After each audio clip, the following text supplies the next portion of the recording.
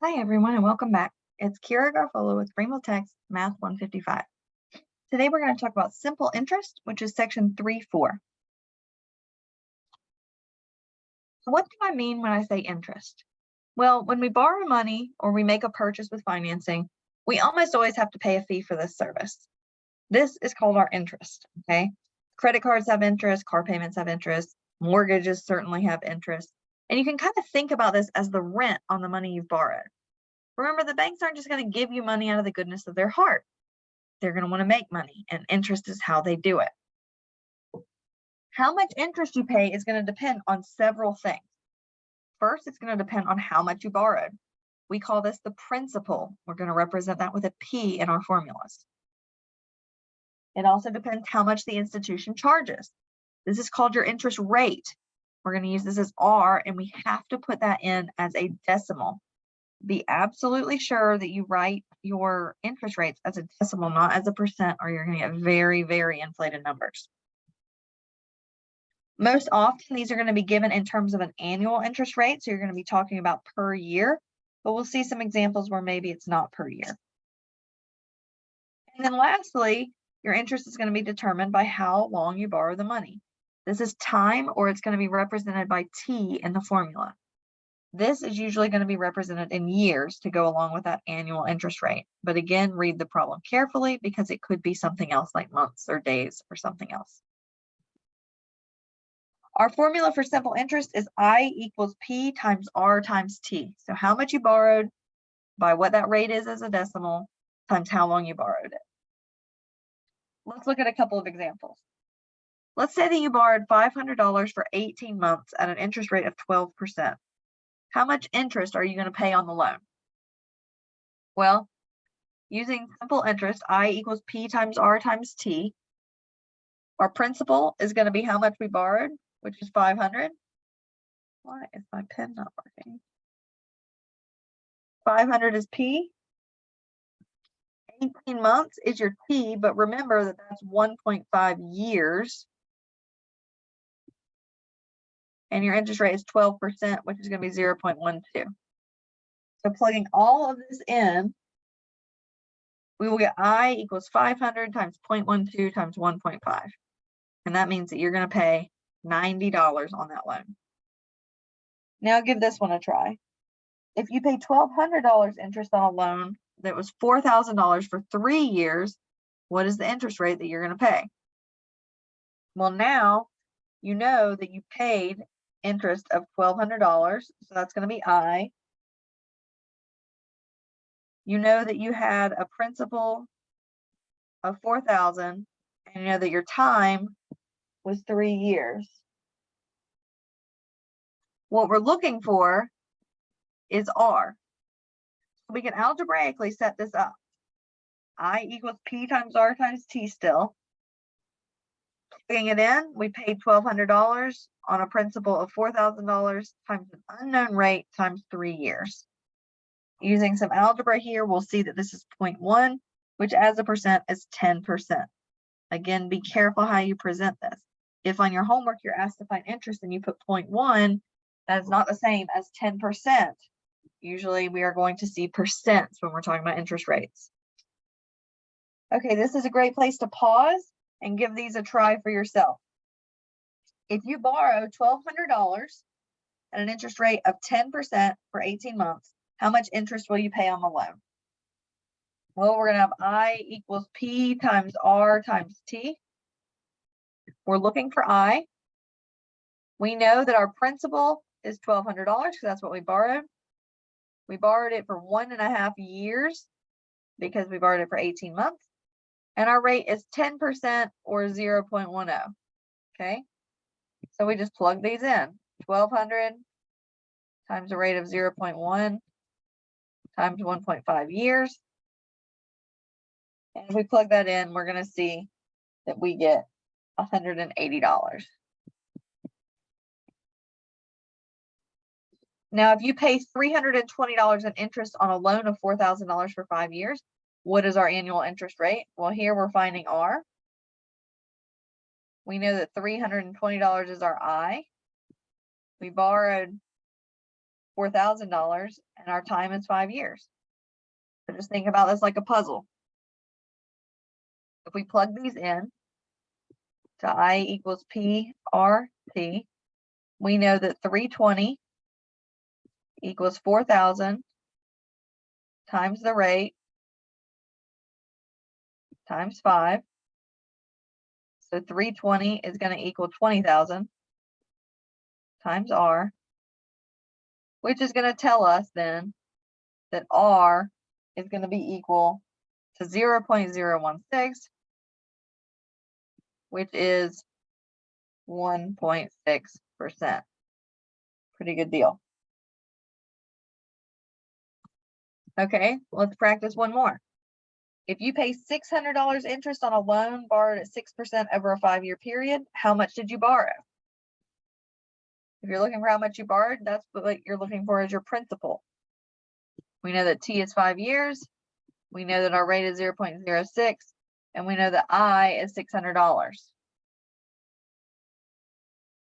So we know that $600 equals an unknown P times a rate of 6% for 5 years.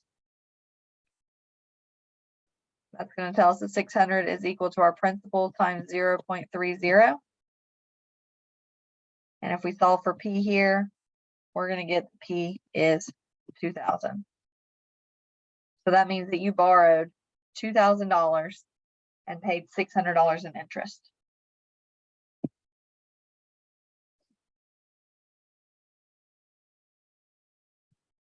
Now there are some assumptions we need to discuss when we're talking about simple interest.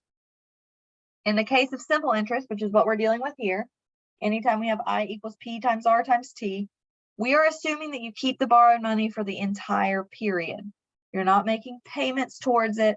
You're gonna, if you borrow $1,000 for 24 months, you get your $1,000, and at the end of 24 months, you give it all back, plus your interest, okay? That's not always the case. That's not typically the case in real world borrowing, and we'll talk about that in later sections. We also assume that our interest rate is per year, as we said before. If our rate is per month, then our time must be a number of months. And if it's per day, then our time must be in the number of days. Our time is determined by our rate structure, okay? If it's per year, T is years, per month, T is months, and so on. So let's consider this example. Suppose that the simple interest rate is 1.2% per month and that $500 is borrowed for 6 months. How much interest will be charged when the loan is repaid? So we're looking for I here, okay? The important thing here is that we're talking about per month and our time is in months. So even though we have 6 months, our time here is not 1/2 or 0.5. It's going to be 6 because we're talking about interest per month. Make sure that these align. Plugging it in, we get I equals PRT. So 500 times 0.012 times 6, because per month and time in months. We see that we're going to pay $36 in interest on what we borrowed. Now pause and give this a try for yourself. If the interest rate is 1% per month and $300 is borrowed for 18 months, what is your interest going to be? Well, our interest is going to be however much we borrowed, P, times R, which is 0.01. And it's in terms of months, so our time is 18 months. If we plug all of this in, we see that we're going to pay $54 in interest. Now, when you pay back a loan, you have to pay back not just your interest, right? You're going to pay back the full amount plus the interest. So your full amount of payback, A for amount. Sometimes you call this the future value of the loan. A lot of times your loan paperwork will call it the future value. P is that principal. It's the amount that you borrowed. Sometimes we see that as the current value. That's what you're going to get today. And I is the total amount of interest charged on the loan. So we can really think about this if we're doing simple interest as P plus PRT. For example, if $800 is borrowed at 12% simple interest and it's paid back after 2 years, how much do we have to pay back to the lender? Well, we need to find our interest and we need to add that to the original $800 that we paid. Plugging that in, we have 800 plus 800 times 0.12 times 2. That's our principal, that's our rate, that's our time. And we see that we're going to have to pay back $992. So even though you got $800 in your pocket today, in 2 years, you're going to have to go back and pay almost $1,000 back. Now, credit cards are a little more complicated for lots of reasons, and we're only going to talk about one of the reasons today. One of the big reasons that it's very complicated is because your balance doesn't stay the same all month. You're using that credit card. You make purchases. You take things back to stores. You maybe make payments or partial payments. There might be other adjustments, other fees, things like that. So how do you calculate interest based on this? Well, your credit card company is going to calculate what they call an average daily balance, or ADB, and then they're going to apply the interest formula to that.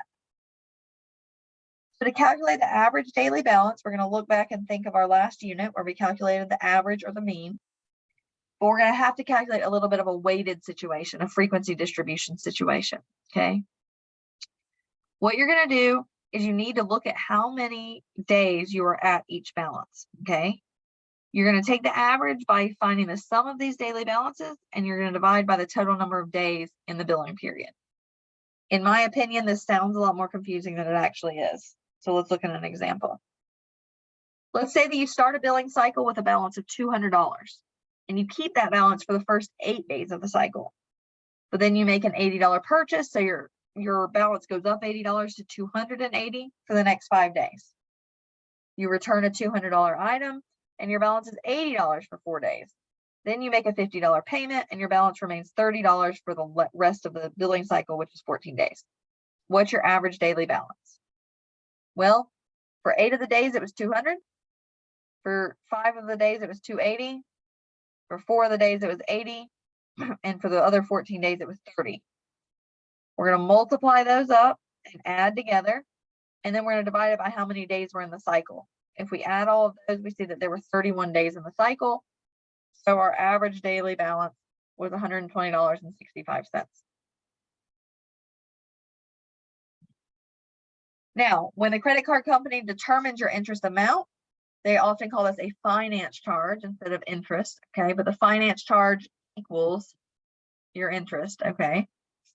The credit card company is just going to apply our interest rate to that average daily balance that we just found, okay? So in our earlier example, we knew that the average daily balance was $120.65. And let's say that our interest rate is 16% per year. To calculate our interest amount, or the finance charge, we're going to just use I equals PRT. P is going to be our average daily balance. Rate is, remember to put it in a decimal. And T is days that there were out of 365. Because remember, this is per year, okay? You had 31 days out of that 365. Plug it into the same formula and you'll see that that month you're going to be charged $1.64 in interest. Now you give this one a try. Pause if you need. Let's say that you have a credit card balance of $250 for 5 days, $750 for 10 days, and $600 for 15 days. First, we want to calculate our average daily balance, and then we want to calculate our interest rate, or our interest amount, which is also called the finance charge, if our rate is 15% per year. So our average daily balance, we know that it's $250 for 5 days, plus it's $750 for 10 days, plus it's $600 for 15 days. And we're going to add those days up. So we had a total of 5 days, plus the 10 days, plus the 15 days. And we plug this into our calculator carefully using math print and or a lot of parentheses. You're going to see that your average daily balance was somewhere around $591.67. Now your finance charge is the interest rate is 15% per year. So our interest is I equals P, which is that $591.67, times our rate, which is 0.15, times our time, which we see is 30 days out of 365. 5 plus 10 plus 15 is 30. Plugging this in, we see that we're going to have a finance charge of $7.29. Now be careful. You have to read your problem very, very carefully in these cases. You need to know how often interest is charged. By default, we usually say it's going to be yearly unless we're told otherwise. What's the fine print? Okay. Remember to put your percent interest into a decimal. For example, let's suppose that the average daily balance is $500 over a 30-day billing period, but the daily interest rate is 0.041096%. To find the finance charge for the 30-day billing period, we're going to do everything we've just done. P, which is our average daily balance, R, and T. Our time is in terms of days since our interest rate is daily. And even though this is already a small number, we have to put that percent into decimals. So we have to add those 2 extra zeros.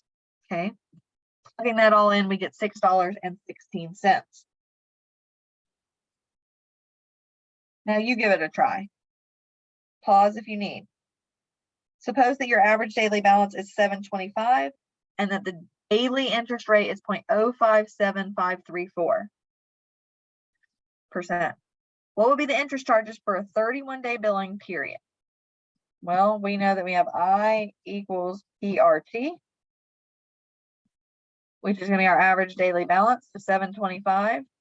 Our rate as a decimal is 0.00057534 times how many days we have, because we're talking in terms of days. If we plug this into our calculator, we should get 1293. Okay. Read carefully. Are you talking about days? Are you talking about years? Remember, if we were talking about years, we'd have to do that 31 over 365 thing. In conclusion, make sure you know what you're signing up for when you get a credit card. It adds up really, really fast. Anytime you borrow money, and we'll continue to see this through the next couple of sections, but unless it's 0.000% financing, you're going to pay money to borrow that money. Now, obviously, not everything can be a cash transaction for most people. You're going to borrow money, but you need to know how much you're going to pay for that service. Also, even if you get 0% financing, make sure you read the terms. If you don't pay it back by a certain date, most of the time, the bank's going to turn around and charge you interest retroactively, not just on what's left on the balance that you've already started to pay. And that is going to be a large amount of money, okay? If you're signing up for a credit card, I know they send you a really long, ugly list of terms and conditions, but you really should sit down and read it or talk with someone who knows what it's saying, okay? Talk with someone who can help answer any questions you have about some of that confusing lingo. Remember, at the heart of this, why do companies loan money? It's not out of the goodness of their heart. They plan to make money. That's how businesses stay afloat. If they're making money on this, they're making money from you. So make sure that you spend it wisely. You don't have to pay late fees or be sent to collections for them to make money. They make money on you simply paying your bills. Okay, we'll see in the next section lots of stuff on how much we're paying for a lot of certain types of loans. So I look forward to you guys joining me there. Thanks for tuning in, and I'll see you guys next time.